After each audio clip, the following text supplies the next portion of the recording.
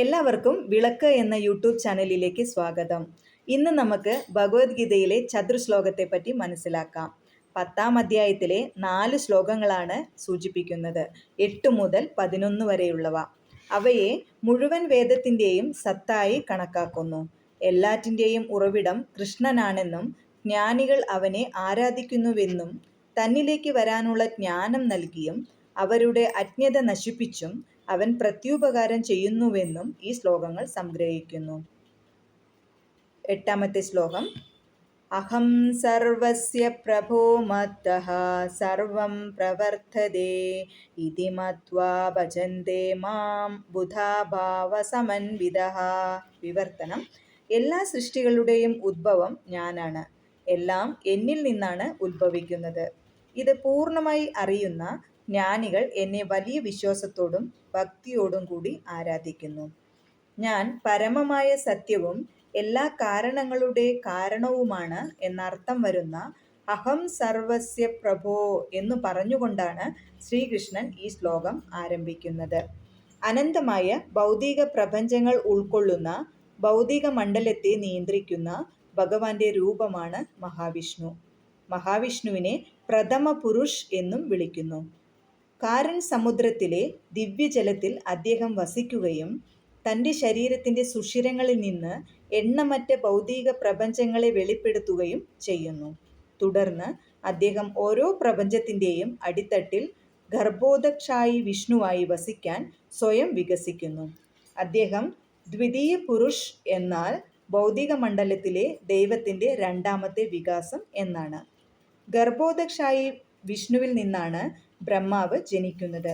സൃഷ്ടിപ്രക്രിയയെ നയിക്കുന്നത് പ്രപഞ്ചത്തിലെ വിവിധ സ്ഥൂലവും സൂക്ഷ്മവുമായ ഘടകങ്ങൾ, പ്രകൃതി നിയമങ്ങൾ, താരാപാദങ്ങൾ, ഗ്രഹവ്യവസ്ഥകൾ, അവയിൽ വസിക്കുന്ന ജീവജാലങ്ങൾ മുതലായവ സൃഷ്ടിക്കുന്നത് അവനാണ്. അതിനാൽ ബ്രഹ്മാവിനെ പലപ്പോഴും പ്രപഞ്ചത്തിൻ്റെ സ്രഷ്ടാവ് എന്ന് വിളിക്കുന്നു.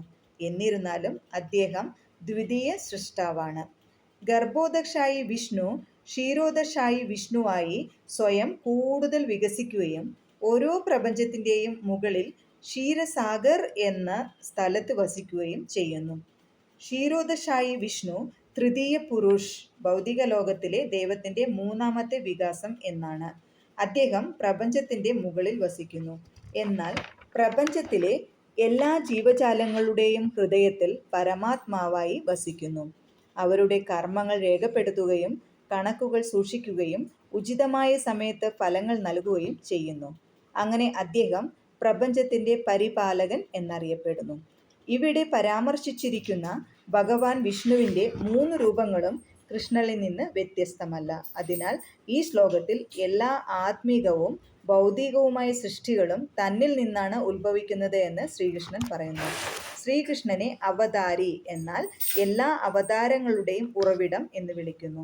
ശ്രീമദ് ഭാഗവതം ഇങ്ങനെ പറയുന്നു: ഏതേ ചാംസ കലാഹ പുംസഃ കൃഷ്ണസ്തു ഭഗവാൻ സ്വയം. ദൈവത്തിൻ്റെ എല്ലാ രൂപങ്ങളും ഭഗവാന്റെ ആദ്യ രൂപമായ ശ്രീകൃഷ്ണന്റെ വികാസങ്ങളുടെ വികാസങ്ങളാണ്. ശങ്കരൻ, ബ്രഹ്മാവ്, വിഷ്ണു എന്നിവരടങ്ങുന്ന അനന്തമായ പ്രപഞ്ചത്തിൻ്റെ മഹാവിഷ്ണു ശ്വസിക്കുമ്പോൾ അവൻ്റെ ശരീരത്തിലെ സുഷിരങ്ങളിൽ നിന്ന് പ്രത്യക്ഷപ്പെടുന്നു.